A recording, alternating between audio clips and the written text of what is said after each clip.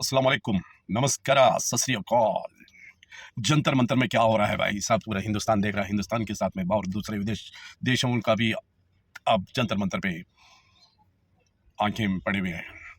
जंतर मंतर के अंदर 25-26 दिन हो गया, वहाँ पे 20 दिन तक तो कौन सा कुछ भी, 19वां दिन 20वां दिन जब जंतर मंतर में वहाँ पे जितने भी विद्यार्थी बैठे थे या विद्यार्थी के साथीदार बैठे हुए थे, उनका एक मांग थी कि एजुकेशन मिनिस्टर धर्मेंद्र प्रधान इस एजुकेशन मिनिस्टर का इस्तीफा मांगते हुए बैठे हुए थे, इसलिए कि वहाँ पे जो नीट एग्जाम में 22 लाख बच्चों के भविष्य के साथ खेला गया। पेपर लीकेज होने की वजह से बहुत सारे बच्चे जितने दिन रात मेहनत किए हुए थे, दिन रात पढ़ाई करके अपनी कोई डॉक्टर की सीट लिए या इंजीनियर की सीट लिए, इससे ख्याल और ख्वाबों में बैठे हुए थे बहुत सारे बच्चे और उनके माँ बाप।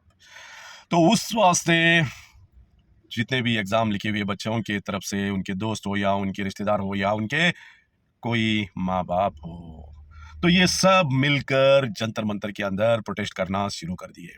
वहाँ पे सोनम वांगचुक, उनका मतलब पर सत्याग्रह कंटिन्यू चलते था। बहुत शांत रीति से, बहुत सब सारे शांत रीति से बैठे हुए थे, शांत रीति से अपनी मांग मांग रहे थे, गांधी के दिखाए हुए रास्ते से शांत रीति से कर रहे थे। जब सोनम वांगचुक को वहाँ से, जैसा कि पूरे एक गुंडे को उठा के लेके जाते हैं या कोई चोर को उठा के लेके जाते हैं, उस हिसाब से वहाँ से सफ़ेद चादर सामने पूरा परछाई रखकर कैमरे के आंखों को न दिखाई दिए, जैसे सब लोग ये पुलिस वाले, ये सच में पुलिस वाले हैं या आरएसएस के थोड़े कार्यकर्ता है या अंधे भक्त है, पता नहीं। तो ये लोग उनको लेके जाने का जो तरीका था, वहाँ पे लोगों को बहुत ही दर्द हुआ और वहाँ पे बैठे हुए जंतर मंतर में विद्यार्थियों को भी बहुत दर्द हुआ। दर्दनाक की बात थी समझो। तो जाने के बाद में 20 तारीख को संसद भवन जाने का जो मसला था, संसद भवन के जाने की तैयारी चल रही थी, उससे पहले ही सोनम वांगचुक को उठाया गया, वहाँ से उठाकर हॉस्पिटल ले गए। अगर वहाँ पे जितने दिन से शांत रीति से चल रही थी प्रोटेस्ट, प्रतिभटन, तो वहां पे ये इस सरकार, मोदी सरकार या अमित शाह की सरकार जो जुल्म कर रही है लोगों पे, गरीबों पे, विद्यार्थियों पे, ये सरकार वाला ये प्रतिनिधि आकर भी इनको कुछ आश्वासन बोलता तो इतना सब हंगामा नहीं होता। वहां कोई प्रतिनिधि आने से या भेजने से ज्यादातर पुलिस वालों को भेजकर लाठी से बच्चों को मारकर हर एक बच्चे के ऊपर जानलेवा हमला किया गया। वो police, Delhi police, Delhi police किसके हाथ में है? दिल्ली पुलिस केंद्र सरकार के अमित शाह के हाथ में है और दिल्ली में भी सरकार बीजेपी की है। अरे निकम्मो, जो केंद्र सरकार में बैठे हुए और केंद्र सरकार को जितने भी एमपी साथ दे रहे हैं, दूसरे एनडीए के साथ में मिली भगत के रहने वाले बाकी और जितने भी एमपी है, आप डूब मरो। कि आपके कोई बच्चे नहीं है कि डॉक्टर बने या इंजीनियर बने? आपके पास में तो करोड़ों का पैसा है, आप डोनेशन देते हो, पैसा देते हो, अपने बच्चों की सीट ले लेते हो। जो मध्यम वर्ग का गरीब बच्चा डॉक्टर बनने की ख्वाहिश रखता है या इंजीनियर बनने की ख्वाहिश रखता है, तो ऐसे लोग कहाँ जाएं? ऐसे लोगों को तो आपकी ये कॉम्पिटिटर एग्जाम, नीट एग्जाम में कौन फर्स्ट क्लास या फर्स्ट नंबर आता है, उनको अच्छी सीट मिली जाती है, ऐसी तमन्ना रखे हुए बहुत सारे माँ बाप थे। 22 लाख बच्चों में इतने जितने भी उसमें प्रिपरेशन करके बैठे हुए थे, उनको अन्याय हुआ।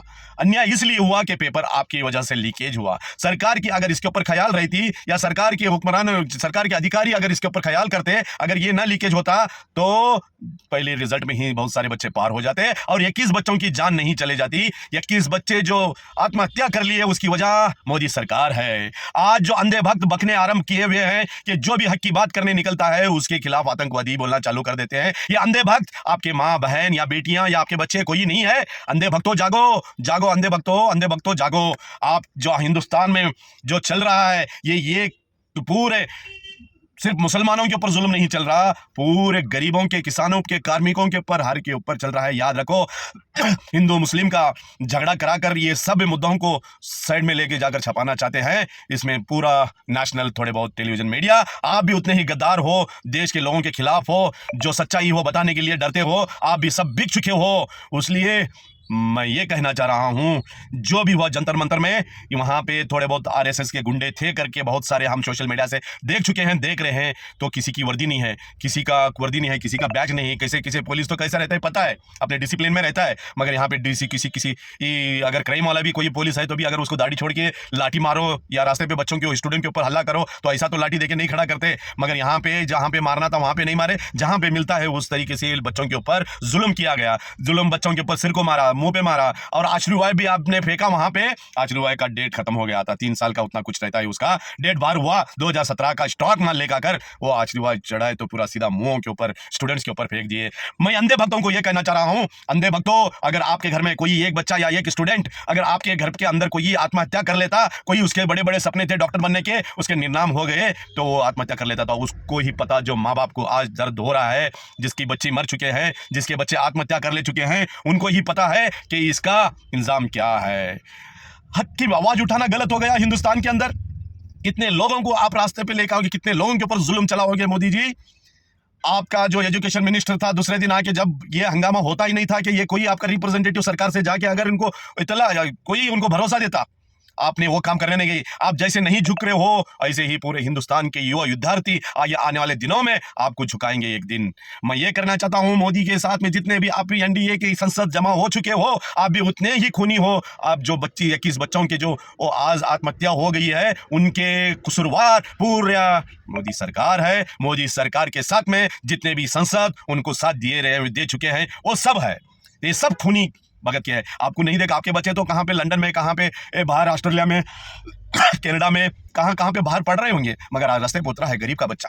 अगर गरीब का बच्चा कोई आकर जंतर मंतर में या दिल्ली के रास्ता में उतरता है तो वो आतंकवादियों को जोड़ते हो। कोई मुसलमान अगर प्रतिभटन किया तो जिहादी बोलते हो। किसान अगर आ गया तो उनको आतंकवादी का नाम का पट्टा करते हो, किसी को नक्सलेट का नाम देते हो। कितने लोगों को आप खामोश करना चाहोगे, कितने लोगों के ऊपर जुल्म करना चाहोगे। इसका जुल्म का सिला बहुत जल्दी मिलेगा मोदी और अमित शाह जी को। याद रखो, आपने पूरे हिंदुस्तान के नौजवान बच्चों को डसा है।